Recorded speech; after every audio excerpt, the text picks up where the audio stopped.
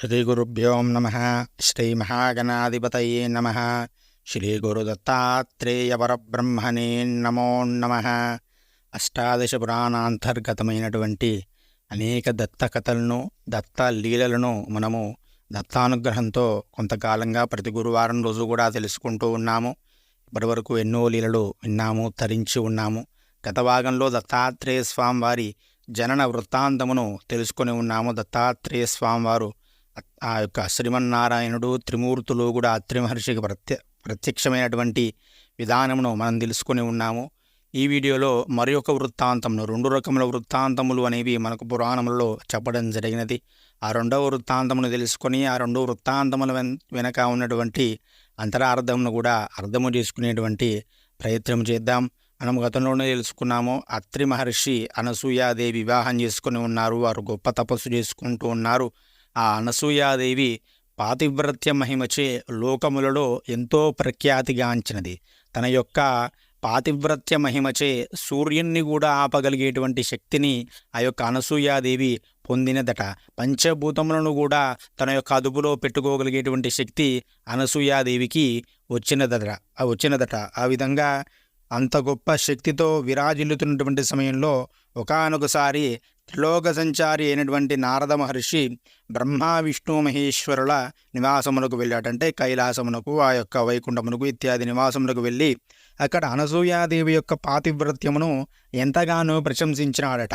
అక్కడ అత్రి మహర్షి ఆదేశం మేరకు ఆమె వలె అతిథి అభ్యాగతులను ఆదరించేటువంటి సాధ్వి మరొకరు లేరన్నట్టుగా ఈ సృష్టిలోనే అంత గొప్ప పతివ్రత లేదు అన్నట్లుగా ఆ నారద మహర్షి గారు ఆ త్రిమూర్తుల భార్యల వద్ద చెప్పడం జరిగినదట. అప్పుడు త్రిమూర్తుల యొక్క భార్యలు లక్ష్మీదేవి, ఆ యొక్క సరస్వతీదేవి, పార్వతీదేవి ముగ్గురు కూడా దేవతలందరి వడే కూడా అసూయ చెంది భయపడి ఆమె యొక్క పాతివ్రత్య మహిమను తగ్గించమని భర్తలను నిర్బంధించినారట. అదేమిటండి, అమ్మవారికి కూడా అసూయ ఉంటుందా అంటే అదే అసూయ కాదు.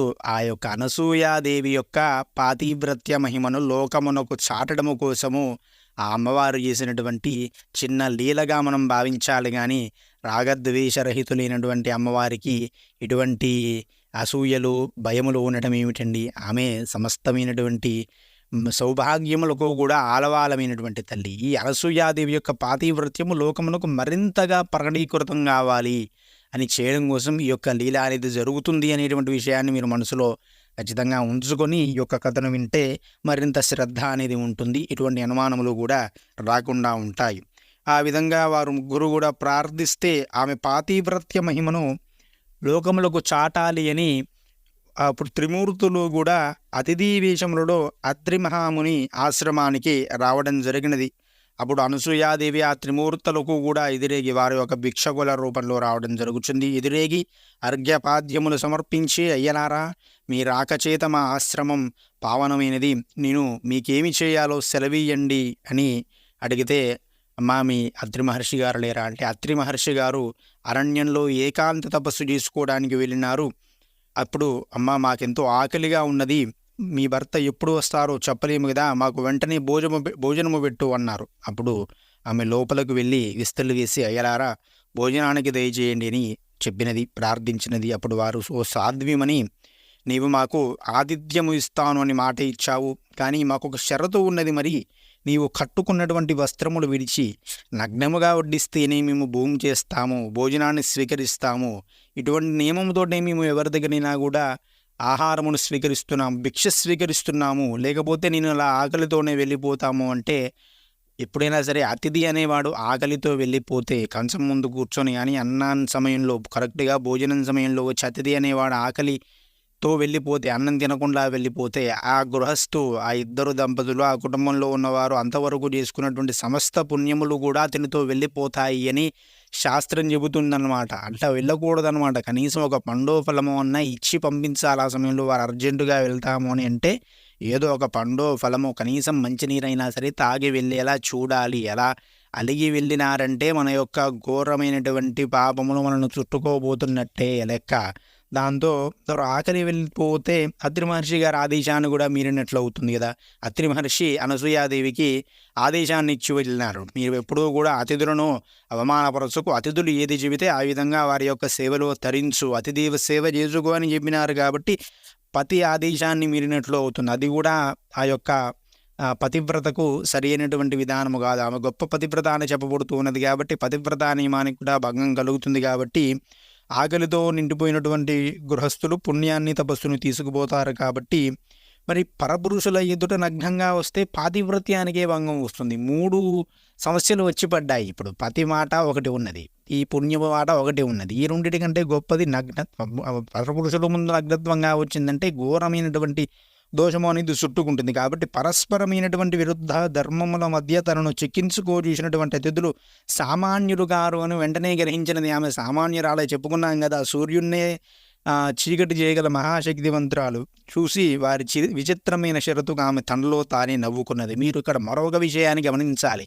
అదేమిటండి, త్రిమూర్తులై ఉండి ఒక స్త్రీని, అది కూడా పతివ్రతా శిరోమణిని నగ్నముగా వచ్చి భోజనము వడ్డించమని అంటారా అంటే, నగ్నముగా అంటే అంబరములు లేకుండా దిగంబరముగా, దిగంబరములు అంటే ఆమె యొక్క ఖ్యాతి దిగంబరములు, దిక్కులే అంబరములు అనమాట. ఆమె యొక్క ఖ్యాతికి దిక్కులు కూడా సరిపోవట్లేదు. దిగంబరుడు అంటావు పరమేశ్వరుణ్ణి. దిగంబరుడు అంటే బట్టలేనివాడు అర్థం.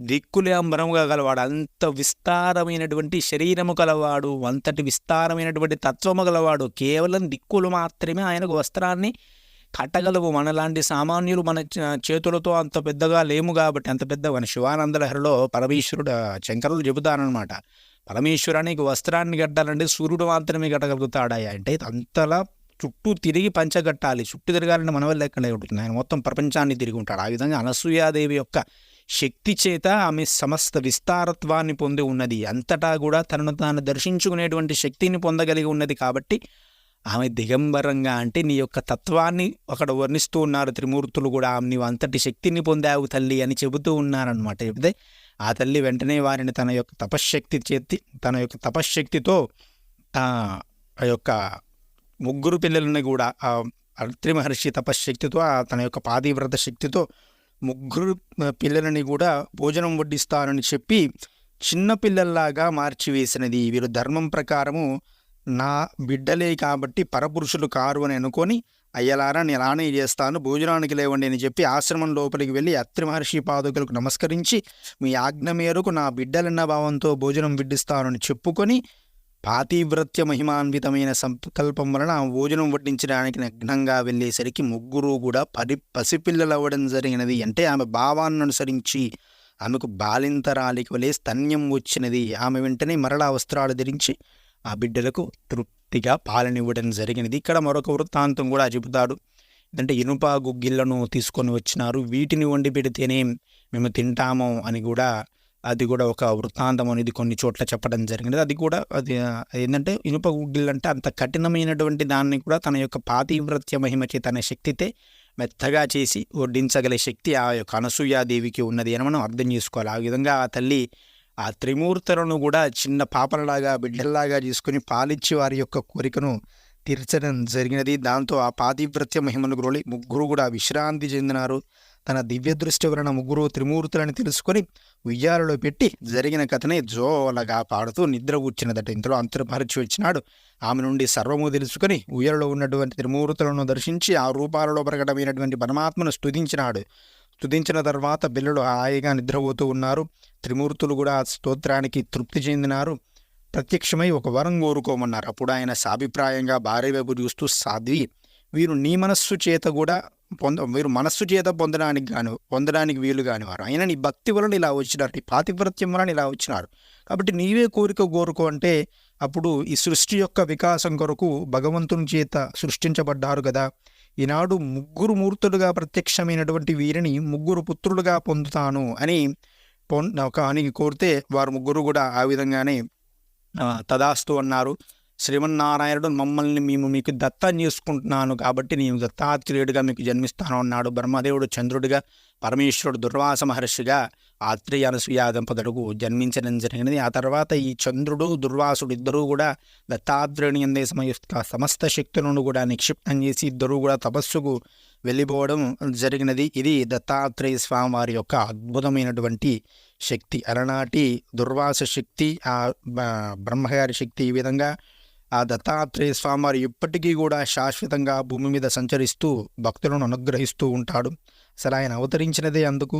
స్థూల దృష్టికి ఆయన కనిపించిన నిజానికి ఇతర అవతారాలన్నీ కూడా కార్యం తీరగానే శరీరాలు త్యాగం చేసి వైకుంఠానికి వెళ్ళిపోయినట్టుగా దత్తావతారంలో భగవంతుడు అలా చేయడు. ఎందుకంటే శ్రీరాముడు రాక్షస సంహారం కోసం వచ్చినాడు. కృష్ణుడు దుర్యోధనాది రాక్షసులను దుష్టులను సంహరించి భూభారం తగ్గించడానికి వచ్చినాడు. అవి ఆ పని అయిపోగానే వెళ్ళిపోవాడని వదిలివేశారు. కానీ సర్వజనోద్ధరణి దత్తావతార కార్యం కాబట్టి సృష్టి ఉన్నంత వరకు కూడా దత్తావతారం కొనసాగుతూనే ఉంటుంది. దత్తస్వామి యొక్క అవతార త్యాగము అనేది చేయకుండా నిత్యము భూమిపై సంచరిస్తూనే ఉంటాడు. అందుకే దత్తాత్రేయుడి ఆది గురువు. పూర్వం భగవంతుడు మత్స్యకూర్మ అవతారాలు అవతరించినాడు. అలాగే కలియుగంలో కూడా ఇప్పటికీ 2 సార్లు అవతరించినాడు అంటారు. కలియుగంలో అజ్ఞానులకు గోచరం కాకపోయినా ఈ యొక్క దత్తాత్రేయ స్వామి వారి యొక్క అవతారము ఇప్పటికీ కూడా కనబడుతూనే ఉంటాయి. ఇతర యుగాలలో కర్మ చేత తప్ప సిద్ధించని పుణ్యం కలియుగంలో పరిమితమైనటువంటి సత్సంకల్పం చేత మాత్రమే సిద్ధిస్తుంది. కాబట్టి ఇటువంటి కలియుగంలో జన్మించి బుద్ధిపూర్వకంగా దత్తాత్రేయుని ఆరాధించి గురు అనుగ్రహాన్ని పొంది ధరించడం ఎంతో సులభం. కాబట్టి అట్టి అవకాశం పూర్వ పుణ్యం చేత మనకు లభించినది కనుక ఈ యొక్క దత్తాత్రేయుడు మనల్ని అనుగ్రహించి మనతో చెప్పించుకునేటువంటి ఈ గురు కథలు శ్రద్ధగా విని దత్తాత్రేయ అనేటువంటి అనుగ్రహాన్ని పొందేటువంటి ప్రయత్నము చేద్దాం. ఇది దత్తాత్రేయ స్వామి వారి యొక్క అవతార కథ. అంటే మొదటి కథలో అత్రి మహర్షికి 3 ప్రత్యక్షమైనట్టుగా చెప్పుకున్నాం. ఇందులోనేమో ఈ నారద లీల ద్వారా వచ్చినట్టుగా చెప్పుకున్నాం. రెండింటిలో కూడా 3 కూడా ఒకేసారి వచ్చినారు. తమను తాము దత్తుడికి అర్పణం చేసుకున్నారు. 2 కూడా సరైనటువంటి కథలే. ఇందులో అక్కడ అత్రి మహర్షి యొక్క తపస్సును లోకానికి చాటాలని చూసినారు. అక్కడ నాకు తెలిసి అక్కడ అత్రి మహర్షి యొక్క తపస్సును లోకానికి చాటినారు. అదే సమయంలో ఇక్కడ అనసూయాదేవి యొక్క పాతివ్రత్య శక్తి లోకానికి చాటి 3 మామూలుగా చూస్తే ఏ అవతారంలోనైనా శ్రీకృష్ణ శ్రీరామ ఏ అవతారంలోనైనా 3 త్రిమూర్తులు కూడా ఒకే తల్లికి జన్మించినది లేదు.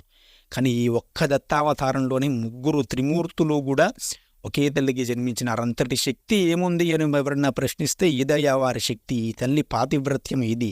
ఆ యొక్క మహనీయుడి యొక్క తపశ్శక్తి అది. వారు 3 కూడా ప్రత్యక్షం చేసుకోగలరు. ఈ తల్లి 3 కూడా పసిపిల్లగా చేయగలదు. దిక్కులే అంబరముగా గల శాశ్వతత్వము ఆ తల్లి యొక్క తత్వంగా మారిపోయినది. ఆ తల్లి సర్వత్రా వ్యాపించి ఉన్న ఈశ్వరుడిని పట్టుకొని ఉన్నది. ఆ తల్లి తన తపశ్శక్తితో సమస్త లోకాన్ని కూడా స్తంభింపజేయగలదు. లోకాన్ని నడిపించగలిగేటువంటి శక్తి ఉంది కాబట్టి సృష్టి స్థితి లయకారకులని బిడ్డలుగా పొందగలిగినది అని చెప్పడమే ఈ దత్తావతార అవతార కథలో ప్రధానమైనటువంటి అంతర్భాగము. ఆ విధంగా మనం గ్రహించి దత్తాత్రేయ అవతార కథను విన్నట్లయితే దత్తానుగ్రహం పరిపూర్ణంగా లభిస్తుంది. ఈ దత్తావతార కథ ఇవ్వలేనిదంటూ ఏమీ లేదండి. సమస్తమును కూడా ఇస్తుంది. తుదకు మోక్షాన్ని కూడా ఇస్తుంది. కాబట్టి ప్రతి గురువారం వచ్చేటువంటి ఈ కథలు శ్రద్ధగా వినండి. దత్తావతారాన్ని దత్తాత్రేయుని యొక్క అనుగ్రహాన్ని పొందండి. మరి ఇలాంటి వీడియోలు మరిన్ని కావాలి అంటే మన ఛానల్ సబ్స్క్రైబ్ చేసుకోవాలి కదా. సబ్స్క్రైబ్ చేసుకొని పక్కనే ఉన్న బెల్ ఐకాన్ క్లిక్ చేయండి. అప్పుడు మీకు కొత్త వీడియో పెట్టగానే మీకు నోటిఫికేషన్ అనేది వస్తుంది. ఈ వీడియో లైక్ చేయాలి తప్పకుండా. లైక్ చేస్తేనే ఎక్కువ మందికి ఈ దత్త చరిత్ర అనేది చేరుతుంది. మీ యొక్క అభిప్రాయాన్ని కామెంట్ చేయండి. అప్పుడు ఇంకా ఎక్కువ మందికి సజెస్ట్ చేస్తుంది. మరి కొంతమందికి షేర్ చేయండి. తద్వారా వారు కూడా ఈ వీడియో చూసి దత్తానుగ్రహాన్ని పొందుతారు. తద్వారా దత్త చరిత్రను నలుగురికి ఇవ్వించినటువంటి పుణ్యం కూడా మనకు వస్తుంది. కాబట్టి ఆ విధంగా ఆచరిద్దాం, దత్తానుగ్రహాన్ని పొందుదాం. జై గురుదత్త. శ్రీ గురుదత్త. దిగంబర దిగంబర శ్రీవాదవల్లభ దిగంబర దిగంబర దిగంబర అవధూత చింతన దిగంబర. జై శ్రీరామ్. శ్రీమాత్రే నమః. స్వస్తి.